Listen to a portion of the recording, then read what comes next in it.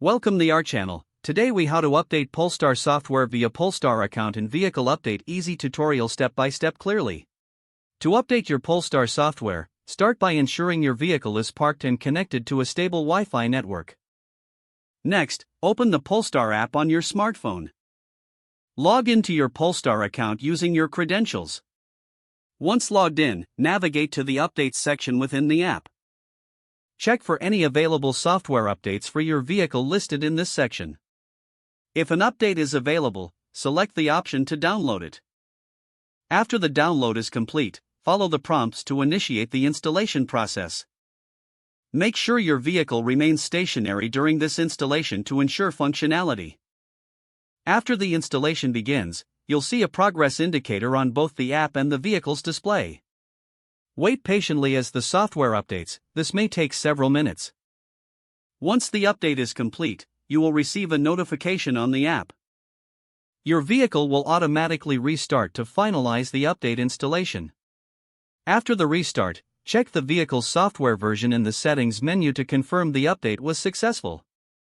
For a comprehensive experience, also explore the new features introduced with the update. If you encounter any issues during this process, refer to the troubleshooting guide in the Polestar app.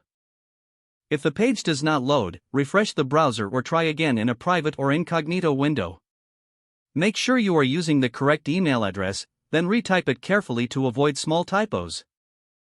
If your password is not accepted, use the reset option and create a new strong password you can remember. Check your spam folder for verification or security emails, then complete any requested confirmation steps. Enable two-factor authentication if available to improve account security and reduce unauthorized access risk. After signing in, review your profile details so your contact information and settings are accurate and current.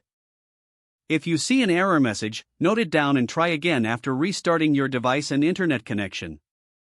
Log out when you finish, especially on shared devices, to keep your account and payment information secure.